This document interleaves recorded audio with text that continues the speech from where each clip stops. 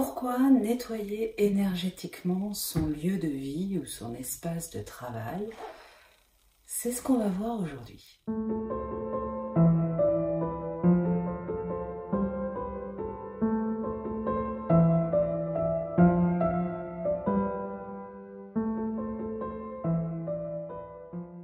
Bonjour, je suis Bérangère Musard, je suis coach et formatrice en développement personnel et en spiritualité et je suis là pour vous aider à développer vos capacités et à mieux comprendre comment vous fonctionnez et comment fonctionne l'univers. N'hésitez pas à vous abonner à la chaîne et à partager les vidéos, ça m'aide et ça aide ceux à qui vous partagez tout ça.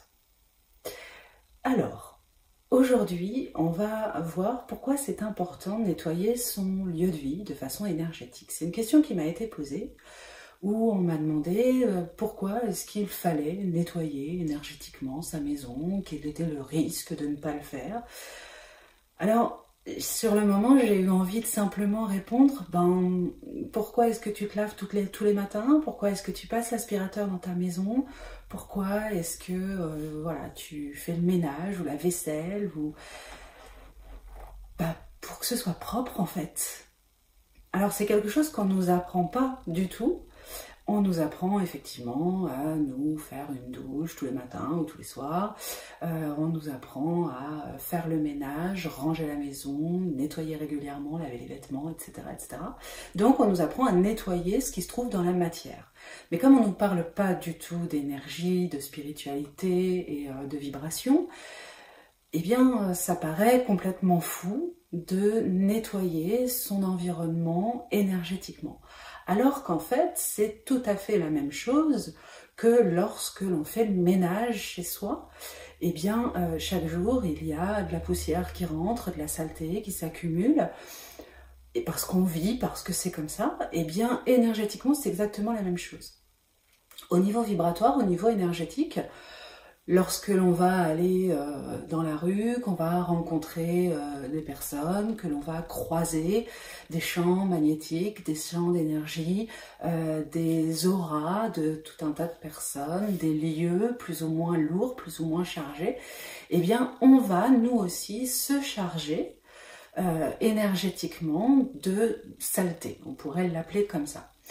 Et donc il est essentiel de se nettoyer soi, mais si on ne se nettoie pas soi, eh bien qu'on va chez soi, quand on rentre le soir, eh bien nos vêtements, notre énergie, tout ce que l'on porte, nos pensées aussi, eh bien vont avoir sur leur structure énergétique de la saleté. Et cette saleté, on la ramène chez soi.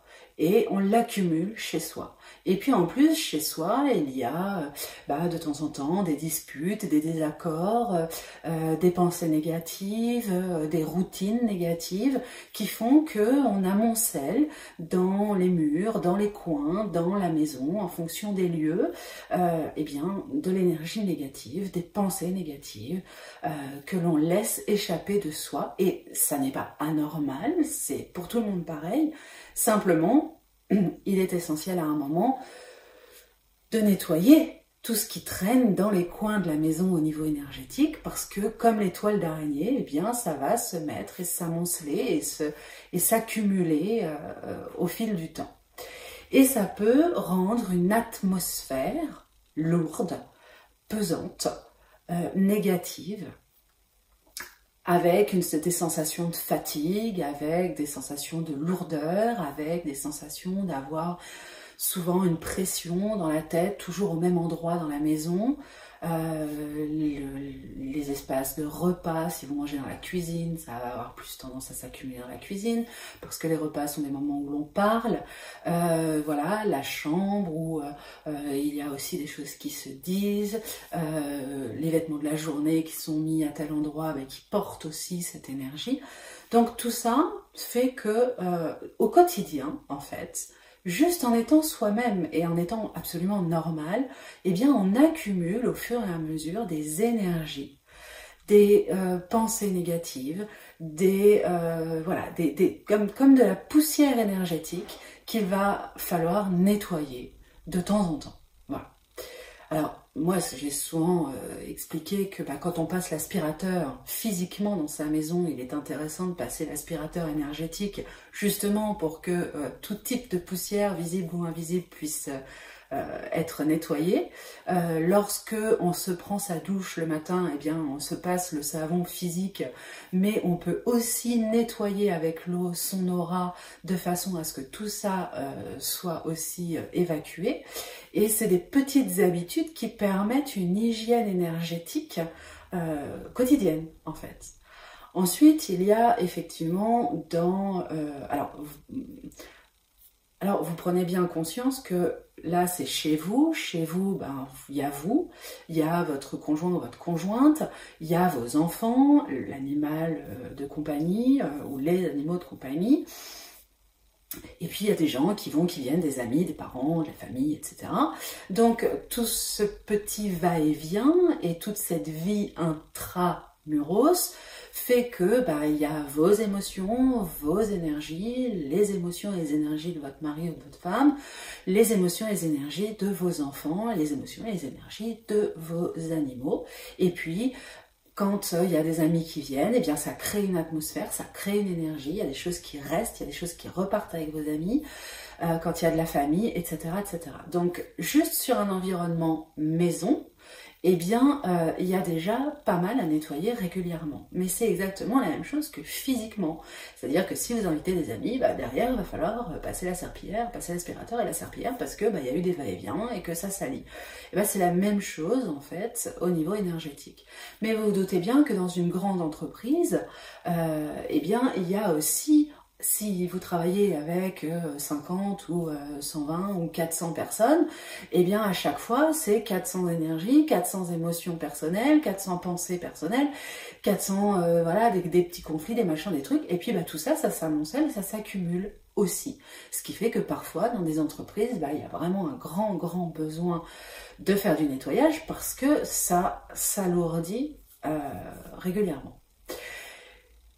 Au-delà de ça, c'est la vie courante, on va dire. Mais au-delà de ça, on nettoie aussi énergétiquement les maisons parce que comme on n'a pas eu l'habitude de le faire et qu'on ne nous a pas appris à le faire, lorsqu'on achète une nouvelle maison, par exemple, alors pas forcément une maison construite, même si dans tous les cas... le sol joue aussi énergétiquement beaucoup, mais si on achète par exemple une maison à rénover, une vieille maison qui a été construite dans les années 1800 ou 1900 quelque chose, eh bien il y a des gens qui ont vécu dedans, il y a des gens qui ont eu des peines dedans, il y a des gens qui ont eu des disputes dedans, il y a des gens qui ont eu des joies aussi dedans, et il y a eu tout un tas d'événements qui se sont passés, et puis les gens peut-être, il y a des gens qui sont morts dans cette maison. Il y a des gens qui sont nés aussi dans cette maison. Donc il y a plein de choses qui contrebalancent, mais ce sont les énergies qui sont restées imprégnées dans le lieu.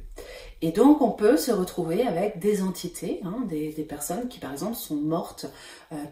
On a vu des maisons dans lesquelles les gens étaient nés et décédés. Ils étaient nés dans cette maison, c'était la maison familiale, ils sont nés dans cette maison, ils ont vécu dans cette maison, ils ont fait leur vie dans cette maison avec leur famille et ils sont décédés dans cette maison. Donc il y a un lien très fort, une attache importante, et ce qui fait que parfois il arrive que certaines entités sont encore dans la maison et c'est chez elles, et donc on peut se sentir observé, mal à l'aise, avec des courants d'air froid, avec l'impression de ne pas être le bienvenu, même si la maison plaît, ou alors juste dans certaines pièces qui sont plus lourdes que d'autres. Donc tout ça, c'est vraiment du ressenti finalement, c'est de l'impalpable, mais c'est de l'impalpable palpable à l'intérieur de soi en fait. Et donc, faire venir quelqu'un pour nettoyer énergétiquement, s'assurer que la circulation énergétique dans la maison se fait bien, qu'on ne se retrouve pas avec des espaces vides d'énergie ou trop pleins d'énergie, qu'on ne se retrouve pas avec une mémoire des murs trop chargée ou avec des entités même dans la maison, ça permet de nettoyer, de mettre la maison à votre énergie, donc de vous y sentir bien, de vous y sentir accueilli, à l'aise, détendu. C'est votre maison, hein. Le corps est la maison de l'âme, la maison est la maison du corps. Donc tout ça c'est très très important. Et donc soit faire un gros nettoyage par quelqu'un pour s'assurer que la maison retrouve les énergies de la famille, et puis ensuite à vous régulièrement de nettoyer énergétiquement votre maison en passant le balai énergétique, en passant l'aspirateur énergétique, en même temps que vous faites le ménage. Voilà, c'est une façon de décharger ce qui a pu être accumulé. Comme par exemple quand vous avez un trop plein d'émotions et que vous sentez le besoin de décharger cette énergie en allant marcher dans la nature ou en allant courir, eh bien c'est exactement la même chose, c'est-à-dire que il s'agit de décharger les énergies de la maison pour la rendre plus légère, plus agréable, plus douce, plus sereine, dans une belle vibration d'amour et d'énergie. Voilà. Vous pouvez consulter les autres vidéos que j'ai fait sur le nettoyage des lieux énergétiques où je vous donne quelques astuces pour pouvoir nettoyer énergétiquement votre lieu et vous nettoyer vous-même énergétiquement aussi. J'espère que cette vidéo vous a aidé. Prenez soin de vous et je vous dis à bientôt. Bye bye!